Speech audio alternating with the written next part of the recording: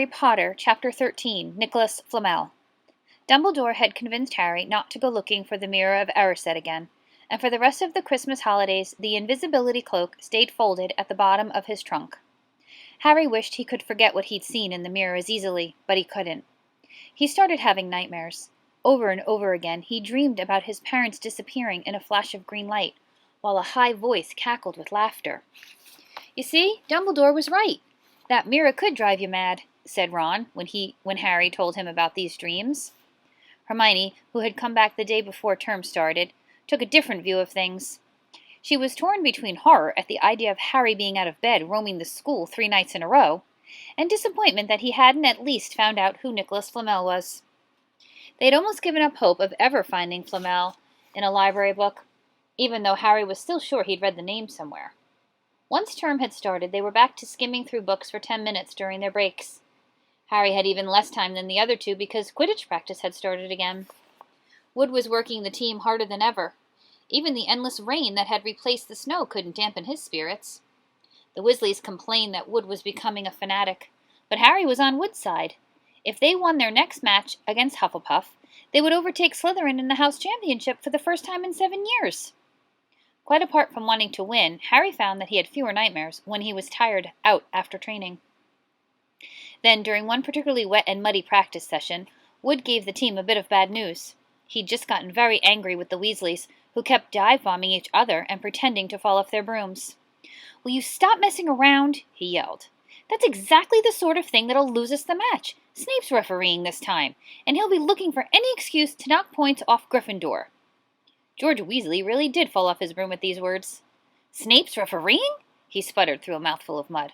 "When's he ever refereed a Quidditch match? He's not going to be fair if we might overtake Slytherin." The rest of the team landed next to George to complain too. "It's not my fault," said Wood. "We've just got to make sure we play a clean game so Snape hasn't got an excuse to pick on us." Which was all very well, thought Harry, but he had another reason for not wanting Snape near him while he was playing Quidditch. The rest of the team hung back to talk to one another as usual at the end of practice, but Harry headed straight back to the Gryffindor common room, where he found Ron and Hermione playing chess. Chess was the only thing Hermione ever lost at, something Harry and Ron thought was very good for her. "Don't talk to me for a moment," said Ron when Harry sat down next to him. "I need to He caught sight of Harry's face. "What's the matter with you? You look terrible." Speaking quietly so that no one else would hear, Harry told the other two about Snape's sudden sinister desire to be a Quidditch referee. "Don't play," said Hermione at once. "Say you're ill," said Ron. "Pretend to break your leg," Hermione suggested. "Really break your leg," said Ron. "I can't," said Harry. "There isn't a reserve seeker. If I back out, Gryffindor can't play at all." At that moment, Neville toppled into the common room. How he had managed to climb through the portrait hole was anyone's guess, because his legs had been stuck together with what they recognized at once as the leg locker curse. He must have had to bunny hop all the way to Gryffindor Tower. Everyone fell over laughing except Hermione, who leapt up and performed the counter curse. Neville's legs sprang apart, and he got to his feet trembling. "What happened?" Hermione asked him, leading him over to sit with Ron and Harry.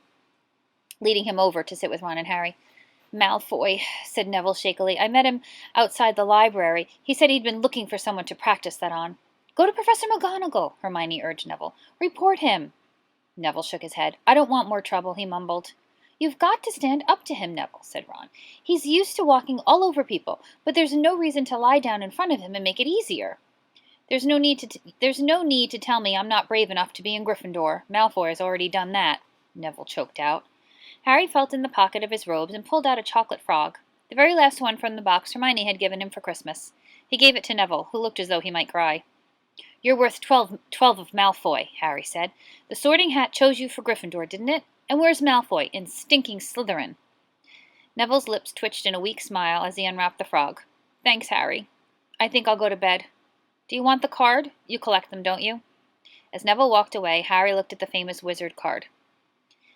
"Dumbledore again," he said. "He was the first one I ever—" He gasped. He stared at the back of the card, then looked up at Ron and Hermione. "I found him," he whispered. "I found Flamel. I told you I'd read the name somewhere before. I read it on the train coming here. Listen to this. Dumbledore is particularly famous for his defeat of the dark wizard Grindelwald in 1945.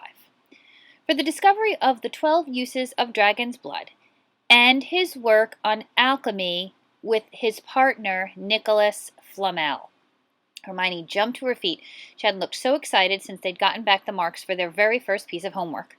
"Stay there," she said, and she sprinted up the stairs to the girls' dormitories.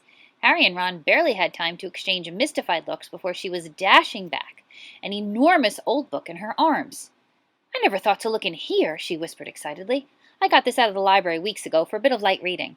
"Light?" said Ron, but Hermione told him to be quiet until she'd looked something up, and started flicking frantically through the pages, muttering to herself. At last she found what she was looking for. "I knew it! I knew it!" "Are we allowed to speak yet?" said Ron grumpily. Hermione ignored her. "Nicholas Flamel," she whispered dramatically, "is the only known maker of the Sorcerer's Stone." This didn't have quite the effect she'd expected. "The what?" said Harry and Ron.